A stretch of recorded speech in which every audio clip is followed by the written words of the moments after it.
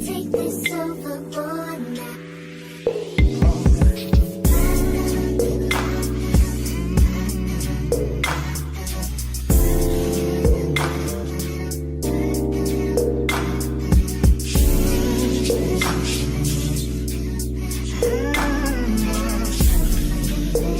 What it do, T Squad? It's your girl Keisha, and I'm here with a brand new all tea, all shade, The Game, Season 2, Episode 1 review. I drop videos Monday through Sunday. Everything that I say is for entertainment purposes only, not to be taken seriously.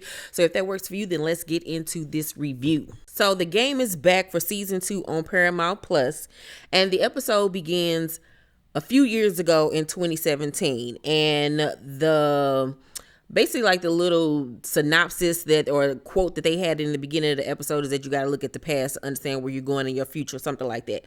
So it's 2017, it's draft day, and Jameson is in the hotel with his little snow bunny boo that got him accused of RAPE. And they went to the prom together without her parents' permission. And nobody knew where Miss Snow Bunny was because they got a hotel after the prom, I guess, together. So they laid up together, child. And they talking about their future and how much they in love with each other. Next thing you know, it's a bam, bam, bam on the door. He not knowing who it is. He go to the door and lo and behold, it's police officers saying they looking for Miss Snow Bunny. And she like, here I am. Like, what's the problem? And the police was like, your family been looking for you. They didn't know where you were, da-da-da-da-da. And she like, oh my God. And Jameson like, she was with me. We ain't do nothing. We just was, kicking it with each other. I can be the one to take her home. And the police was like, no. And I was like, see, that's what you get. That's what you get for laying up with a white girl. It's a joke, people. So, Snow Bunny and his mama both tell him that you need to run. We need to get the hell up out of Dodge because we're not gonna be able to live our life here. The girl ended up telling him that her father, was very angry, basically not gonna accept their relationship, but he's in denial, thinking I'm about to go to the draft, I'm about to be this NFL star, he'll accept me, he'll see that I'm the one for you, and he just living in a fairy tale land. And his mother is even like, you need to get up out of here because that man ain't playing with you. You was caught in a hotel room with his daughter, his white daughter at that. You need to get up out of here and go ahead and go. I forgot where she said go to, but he was like, Mom, I don't need to go nowhere. Like, I'm about to get in the draft once again. Like, he is just in denial of everything. But when he talks to his mama like, you my child, I don't want to see nothing happen to you. And he was like, I can't go nowhere because, you just got clean. He don't want to leave her. But the more his mama was trying to drill it in his head, the more he was like, well, maybe I should leave early. Then we switch over to Britt Brat. She's working at the club or whatever. And the owner of the little bar area that she works at, dude name is Xavier. And he's trying to get Brittany to get her father, Jason Pitts, to endorse his vodka. And so she didn't lie to the dude and told him that, she got her daddy on lock. They're about to be rich. They about to make this money. Raquel is there. And at that point, her and Raquel don't get along. They don't get along at all. She thinks that Brittany is pretentious and spoiled. And at that point, she was kind of drinking a little bit much. I'm talking about Raquel. Like, Raquel was, trying to take care of her mama. They just came from two totally different worlds and they just did not get along. We then go to Malik, and TT is back. TT is back in this episode. I don't know if he's going to be back for the season, but he is back, and he lets Malik know that basically he going to have to part ways because his girl is pregnant and TT is about to have his first child. So Malik is happy for him and everything, and TT wants Malik to be happy like he is and gives him one of his ex's cards. The girl name was Shannon Dixon, and it was the only girl that Malik never cheated on. And so he act like he don't want the number, whatever. He was like, dude, this is Shannon Dixon. Like, don't you want to know why she stood you up? Why she never reached out? Like, I know you want to know. And so TT walks away to go get them a drink. And of course, Malik takes the number and pockets it because he still has feelings for this girl. And at this point, with the game being on for now over 10 years, hell, the game been over now for over 15 years at this point, it is time for them to settle Malik down. I'm so tired of Malik sleeping with this woman, that woman. Like, how many more people can he sleep with? I want there to be some maturity in Malik's character moving forward. I want him to settle down and be a family man, you know what I'm saying, but still be funny. So the Shannon girl is a lawyer. She got her own crib and everything, so she don't need him for his money or none of that. So Malik learns that Jason was recruiting a new QB at the point in time because he was talking about, I guess, like retiring at that point. So he was feeling some type of way, like, you already like pushing me out. You already looking for the new guy. And we all know that Malik never did retire. Garrett is introduced. He was one of the draft picks for that season. And his hair was atrocious with them dreads, them locks. Oh my God, that wig was horrendous. And he's talking to Tasha about her representing him maybe as his sports agent when his father comes over. And the daddy at first was all cool and everything until Tasha got to talking about representing his son. And his father was like, you're not a real agent. And she was like, excuse you, what you say to me? Because, you know, Tasha Mack don't play them type of games. And he was like, you ain't certified. So how you gonna be able to represent my son when you didn't even graduate from high school or get your certification to be a sports agent? So Tasha got egg on her face at this point because she thought that Irv had handled everything. So now she looking real crazy. So Jason tells Tasha that, you know, Malik knows that I was out here looking for another quarterback. So now she got two fires to put out at this point. You know, Tasha always got a million things on her table. I hope we see more of Tasha's daughter this season too as well, because we didn't really get to see that storyline play out a lot last season. Garrett's dad, we also find out, doesn't want him to even play football. He wanted his son to basically be like a socialite, be in that world because they're British, and basically football in America is like frowned upon. Like, it's just like, what are you doing? But this is his son's passion and they just don't see eye to eye on it.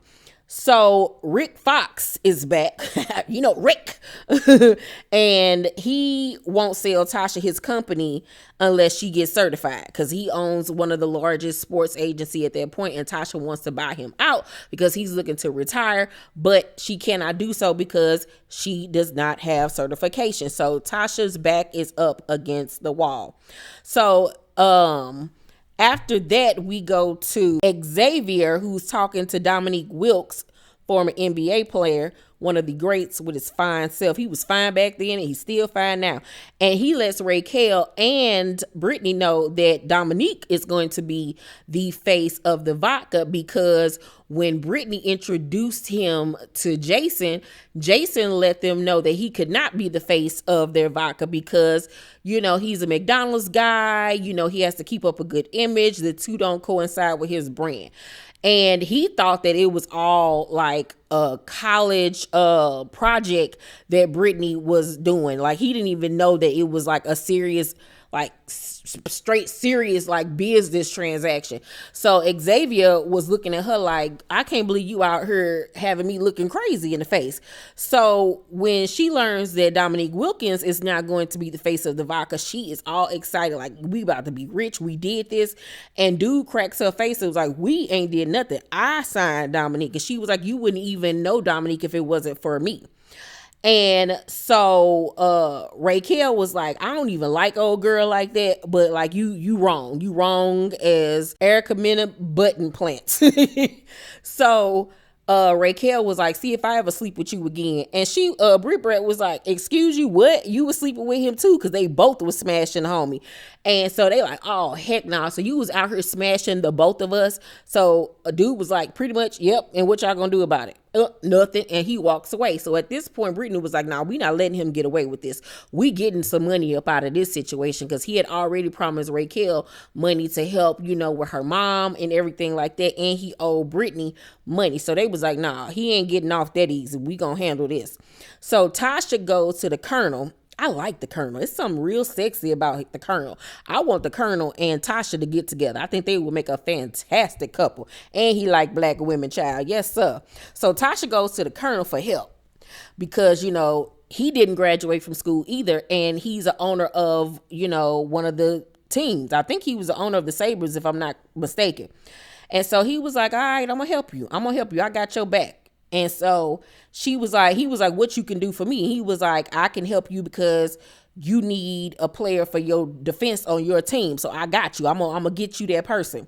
So Jameson hears Garrett quote on a television, on the radio as he's leaving town. Like he took his mama advice and he was about to leave town until he heard Garrett on the radio say this quote, and it made him turn back around. I was like, oh my God, why don't you listen? Like this dude is so hard-headed, and low-key didn't make me feel bad for him like I did season 1 when he ended up in the predicament that he ended up in, because you hard-headed. Like, did you not realize you a black man in America dating a rich, powerful white man's daughter? Like, who did you think you was? So Malik goes to see Shannon, and he's getting out the car about to go approach her when he sees this little boy run outside and this man follow, and they hug and kiss. So his heart is broken.